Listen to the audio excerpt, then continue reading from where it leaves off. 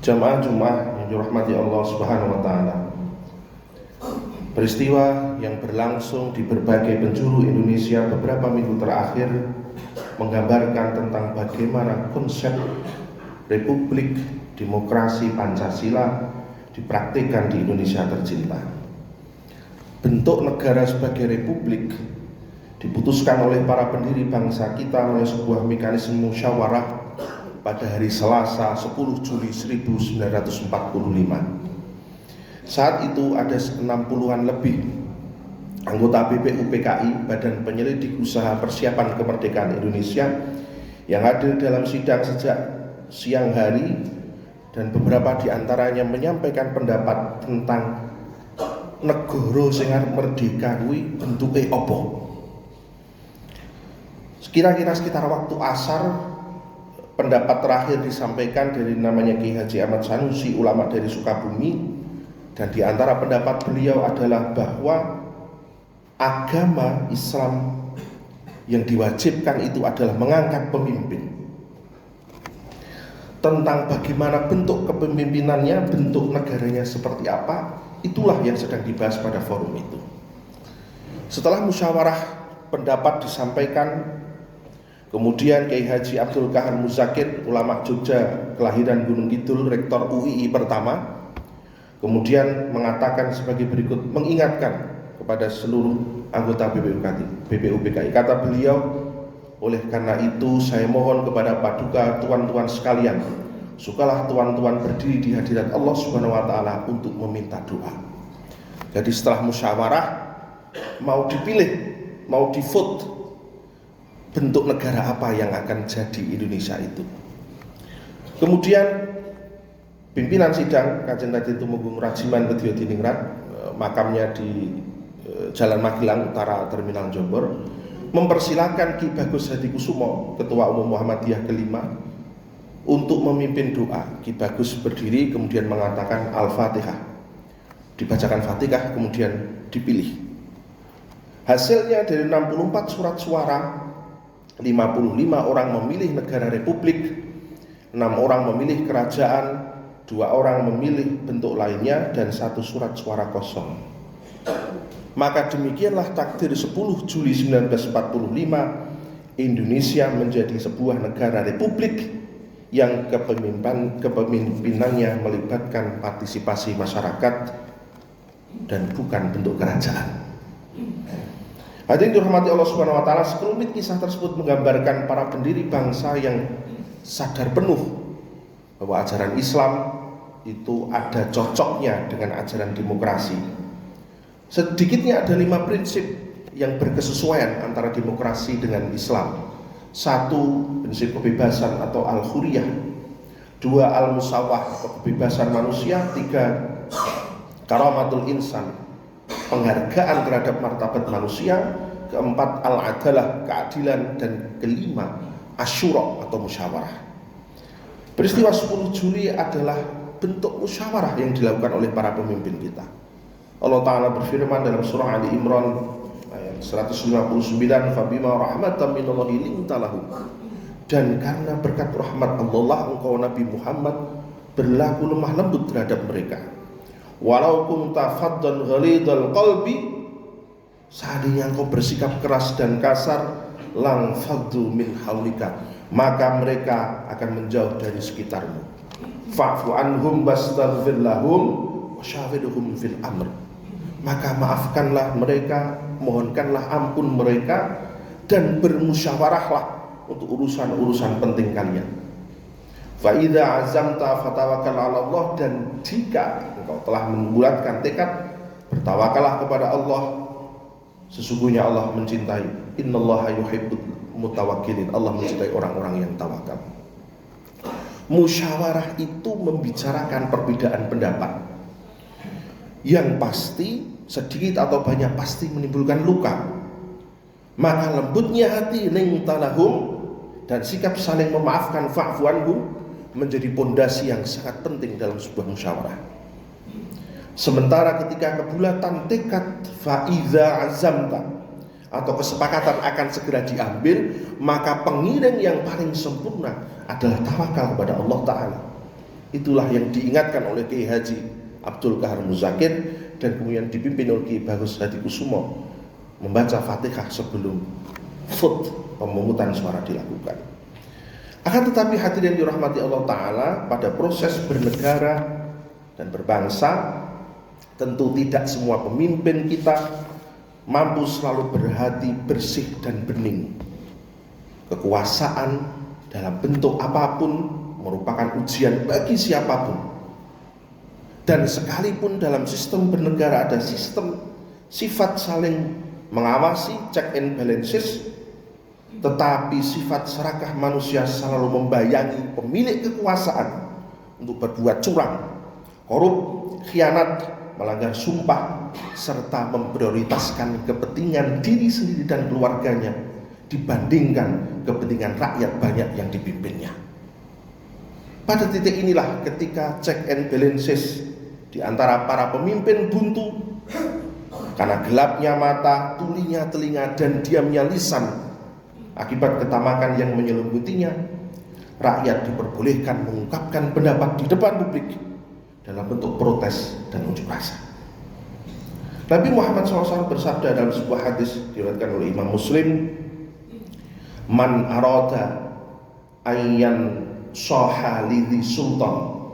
Barang siapa hendak menasihati orang-orang yang memiliki kekuasaan, fala yubdihi ala niyatan, hendaknya disampaikan secara terang-terangan, jangan disampaikan secara terang-terangan di ruang terbuka.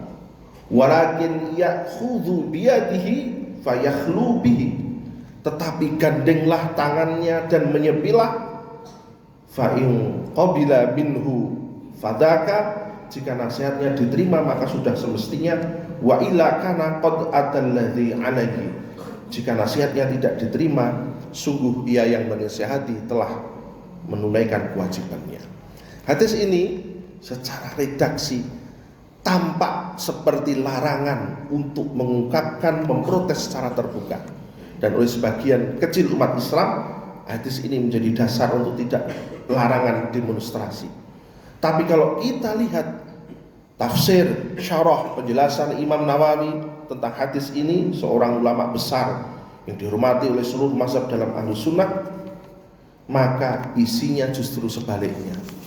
Kata Imam Nawawi, wa fihil adabu ma'al umara, ada adab dalam menghadapi pemimpin yang menyeleweng.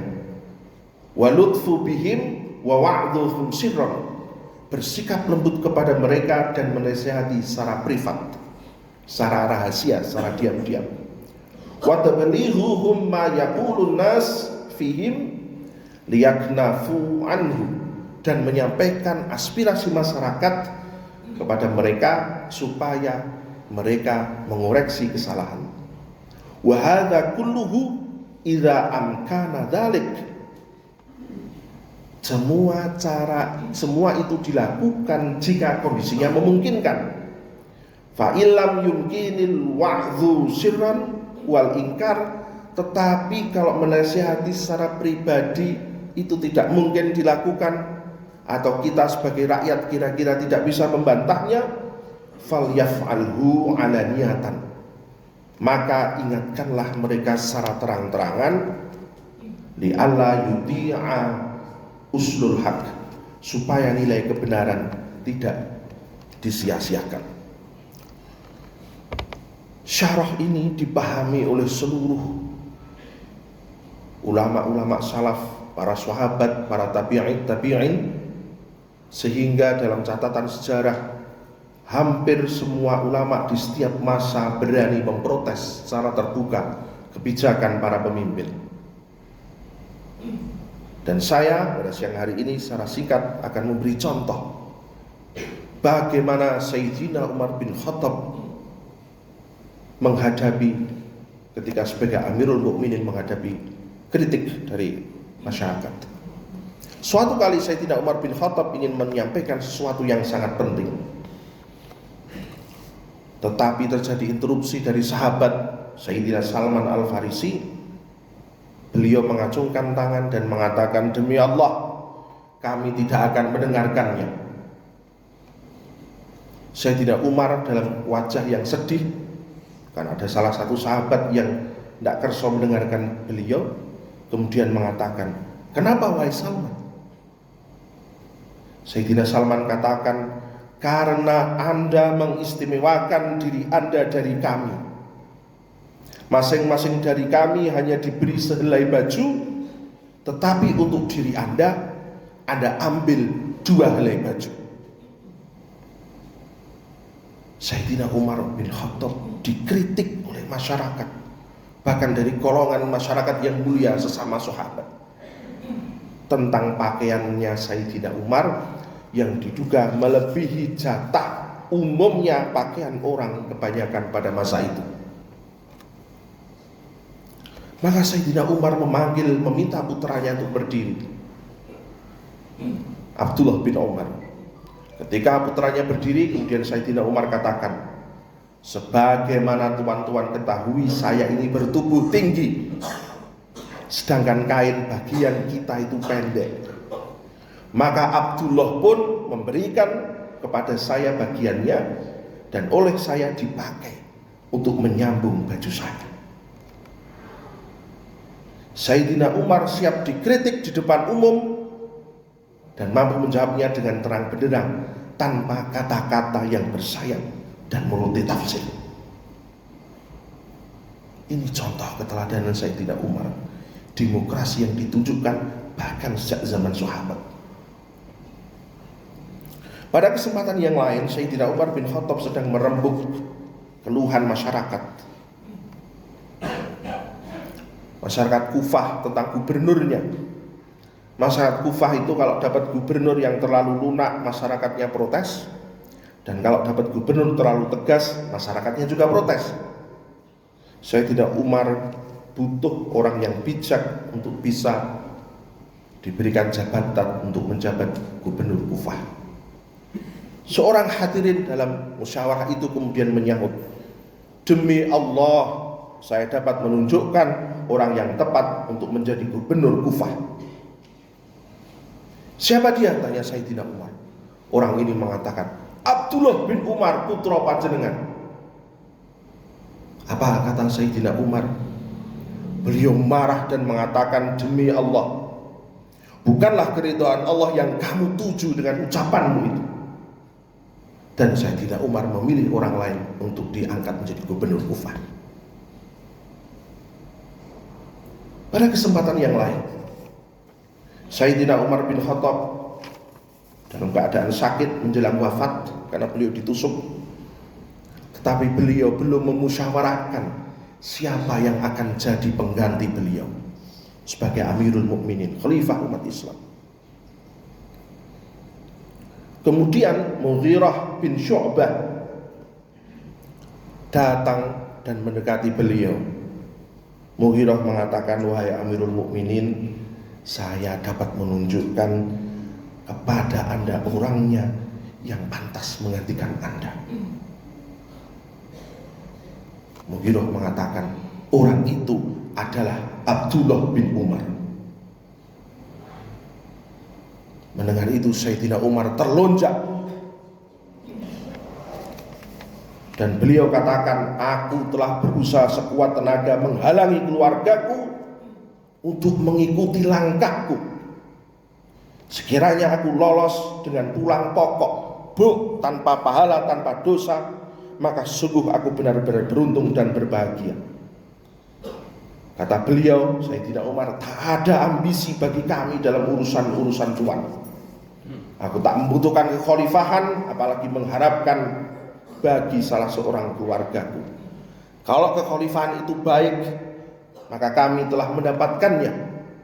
Tapi kalau kekhalifahan itu buruk, maka cukuplah seorang saja di antara keluarga Umar yang akan diadili dan ditanya tentang urusan umat Muhammad di akhirat."